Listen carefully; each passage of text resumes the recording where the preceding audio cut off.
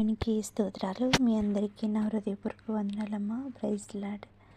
కొలసీలు రాసిన పత్రిక 1వ అధ్యాయం 18వ వచనం చదువుకుందాం.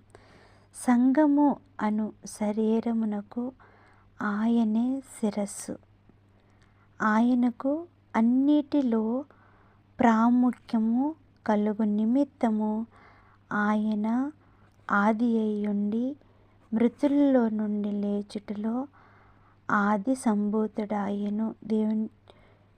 దేవునికి స్తోత్రం. హల్లెలూయా. ఈ ఉదయకాల సమయంలో దేవాది దేవుడు మనతో చెప్తున్న మాట ఏంటంటే, ఆయన అన్నిటికంటే ముందున్నవాడంటండి. ముందు 17వ వచనంలో చెప్తారు, అన్నిటికంటేనంట ఆయన ముందున్నవాడంటండి. సంఘము అనే శరీరానికి శిరస్సు క్రీస్తు. మనకు తెలిసిన సంగతే కదా. సంఘానికి శిరస్సు క్రీస్తు అని ఆయన అన్నిటిలోనూ ప్రథమ స్థానం. ప్రాముఖ్యం అంటే ప్రథమ స్థానం, అవును కదా. గొప్ప అంటే ప్రథమ స్థానం కలిగి ఆయన ఉన్నాడని, ఆయన ఆది సంభూతుడై ఉన్నాడని, మృతుల్లో నుండి కూడా ఆది సంభూతుడయ్యి ప్రథమముగా ఆయన లేచాడండి. అనేకమైన ప్రాముఖ్యత ఆయన కలిగి ఉన్నారు. చూడండి, ఆయన ఇంకా అదృశ్య దేవుని కుమారుడు అని కూడా. ఆయన అదృశ్య దేవుని స్వరూపి అయిన సృష్టికి ఆది సంభూతుడై ఉన్నాడండి. యేసుప్రభు వారు అంటండి ఆది సంభూతుడు అంటండి. ఆది సంభూతుడు ఆది సర్వ సృష్టిని సృష్టించినప్పుడు ఆయన ఉన్నాడని, ఆయన అదృశ్య దేవుని స్వరూపి అంటే దేవాది దేవుని పోలికలలో ఆయన ఉన్నారు. రూపి అయి సర్వ సృష్టికి ఆది సంభూతుడై ఆయన ఉన్నాడంటండి. ఎంత గొప్ప విషయం చూస్తారండి. మన దేవాది దేవుడు, మన తండ్రి కుమారుల పరిశుద్ధాత్మలు వేరు వేరు, తండ్రి వేరు కుమారులు వేరు అనుకుంటాం. కానీ దేవాది దేవుడు ఉదయకాల సమయంలో చెప్తున్న మాట ఏంటంటే, ఆయనే ఆది సంభూతుడైన అదృశ్య దేవుడు, ప్రేమస్వరూపి అయిన వాడే సర్వ సృష్టికి ఆది సంభూతుడై ఉన్నాడండి. మనం నమ్మాలి. ఎందుకంటే ఆయన సర్వ సృష్టిని సృష్టించినప్పుడు ఆయన కూడా తండ్రితో ఉన్నారండి. ఆయన మనం చేసిన ప్రతి పాపాన్ని తొలగించి క్షమించి ఆయన రక్తంలో మనల్ని శుద్ధి చేసి, ఎలాగంటే మన పాప క్షమాపణ నిమిత్తము మనం ఎప్పుడైతే బాప్తిసం పొందుకుని ఆయన అనుసరించి నడుచుకుంటామో, ఆయన అంటండి మన పాపాలన్నీ తుడిచిపెట్టి మనలందరికీ ఆయన కృపను అనుగ్రహిస్తానని చెప్పి ఉన్నాడు. ఎందుకంటే ఆయన సర్వ సృష్టికి కారణం భూతుడండి. ఆది సంభూతుడై ఉన్నాడు కదా. ఆది సంభూతుడైన దేవుడికి ఏదన్నా అసాధ్యమైనది ఏదైనా ఉందా ఈ లోకంలో, ఈ సృష్టిలో? లేదు కదండి. సమస్తము ఆయన చేయగలరు. కానీ మనం చేస్తున్న ఈ చిన్న చిన్న పొరపాట్లు, ఆయన చేయొద్దన్న పని చేస్తూ, ఆయన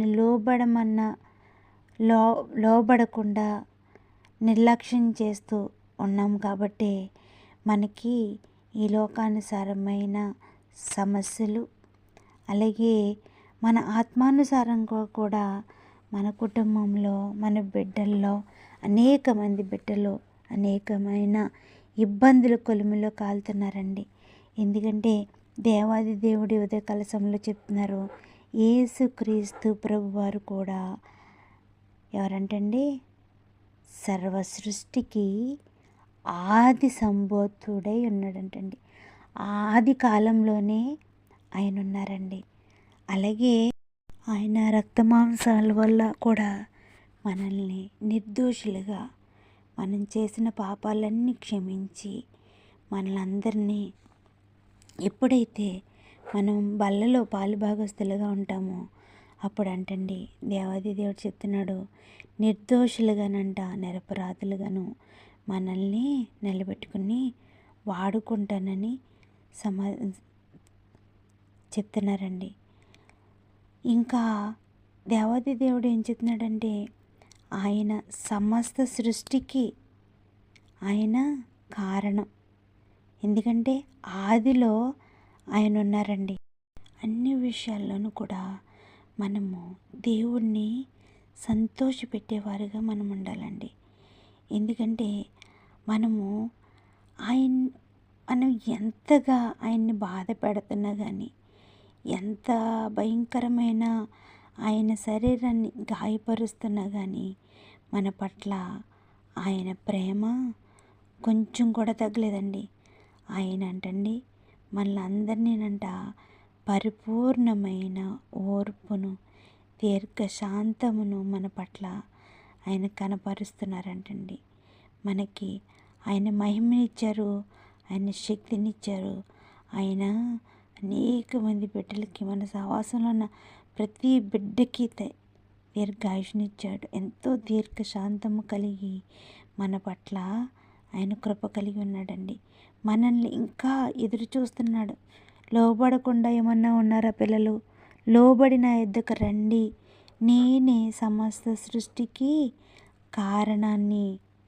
నన్ను వెంబడించండి, నన్ను ఆరాధించండి, నన్ను పూజించండి అని అనేక మంది దైవజనులు చెప్తున్నా మనం వింటున్నాం కానీ విడిచిపెట్టేవారుగా ఉన్నామండి. ఈ ఉదయకాల సమయంలో వింటున్న నా ప్రియ అక్క చెల్లెలు అన్నదమ్ములు, అలాగే మీతో పాటు నేను కూడా ఆయన్ని ప్రేమించే విధానము నేర్చుకోవాలండి. ఎందుకంటే ఆయన అదృశ్య దేవుని కుమారుడండి. సర్వ సృష్టికి ఆది సంభూతుడైన దేవుణ్ణి మనం ఎంత భయభక్తులతో మనం ఆయన పూజించాలి.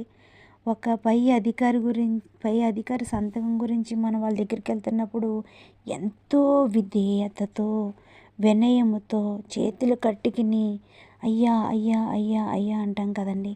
అలాంటిది మనము ఒక దేవాది దేవుణ్ణి పూజిస్తున్నప్పుడు, స్మరిస్తున్నప్పుడు, ఆయన ఏర్పరిచిన రాజ్యంలో మనమందరం వారసులుగా ఉండాలని మనం ఆశపడుతున్నప్పుడు మనం ఎట్టి రీతిగా ఆయన సన్నిధిలో ప్రతి దినము సాష్టాంగ నమస్కారాలు చేయాలో మీకు ఇప్పటికే తెలిసి ఉంటుంది. ప్రతి దినము ఆయన సన్నిధిలో మనము ప్రతి దినము తగ్గింపుతో ఆయన నిజమైన దేవుడని, ఆయన సర్వ సృష్టికి ఆది సంభూతుడై ఉన్నాడని, మనం ఎన్ని బాధలు పెట్టినా మన ప్రవర్తనలు, మన చూపులు, మన తలంపులు, మన ఆలోచనలు, మన ఉద్దేశాల వల్ల అనేకమైన పాపాలు మనం చేస్తూ మన పాపాల వల్లే కదండి దేవుడికి శ్రమ.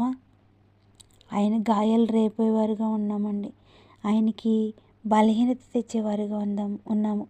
అలా కాకుండా ఈ ఉదయకాల సమయంలో ప్రతి దినము ఆయనకి భయపడి, ఎందుకంటే ఆయన ఏం చెప్పారండి, అదృశ్య దేవుని స్వరూపి అయిన సర్వ సృష్టికి ఆది సంభూతుడై ఉన్నాడు. ఆది సంభూతుడు అంటండి. దేవాది దేవుడు యేసు ప్రభు వారు ఇద్దరు ఒకటేనండి రూపాలు.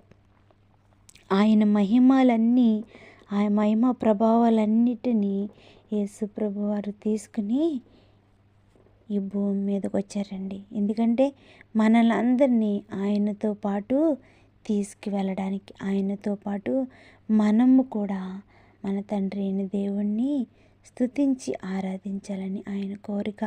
ఈ ఉదయకాల సమయంలో విన్న ప్రతి బిడ్డ దయతో ఆయన కృపను పొందుకుంటూ ఆయనకి లోబడేవారిగా ఉందాము.